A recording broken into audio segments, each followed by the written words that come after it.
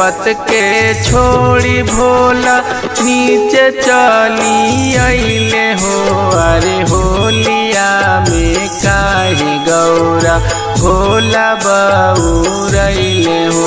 अरे होलिया में काहे गौरा भोला बउरइले हो। भूतवा पिचास मिली भोला के बोलौले हो। अरे भंगिया के गोला खाके भोला बउरइले हो। अरे भंगिया के गोला खाके भोला बउरइले हो।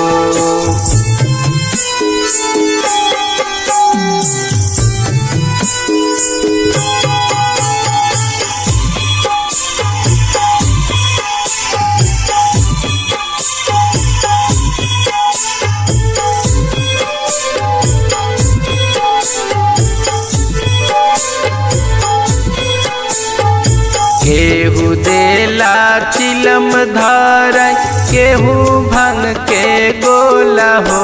अरे होलिया में पी के भोला भइले माता वाला हो।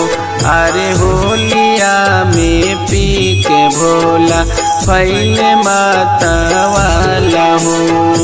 भूतवा पिचास मिली कैले बाणे खेला हो। अरे सरबत घोरा त देख भंगिया पिसाला हो। अरे सरबत घोरा त देख भंगिया पिसाला हो।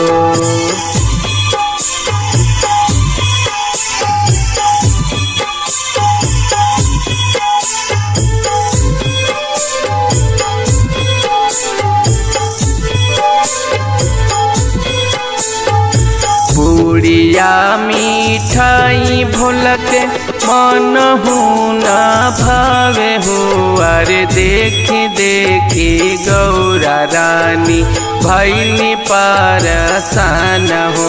अरे देख के रहनिया भोला के भइली परेशान हो। जानती जे बाणे भोला हमर बउरहवा हो। अरे करती बियाह नहीं रहती कुंवर हो। अरे करती बियाह नहीं रहती कुंवर हो।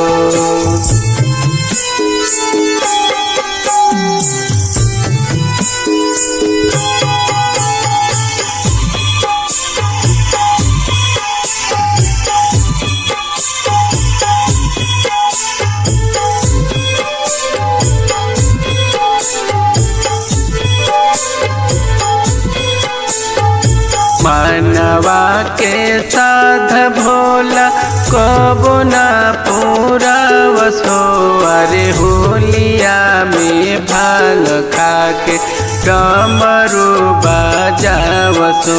अरे होलिया में भांग खाके डमरू बजावसो। संग के सहेलिया सब रंगवाला गावसो। अरे मोरा आड़ा भंगिया नाही लगवा हमारा आवसो। अरे मोरा आड़ा भंगिया नाही लगवा हमारा आवसो।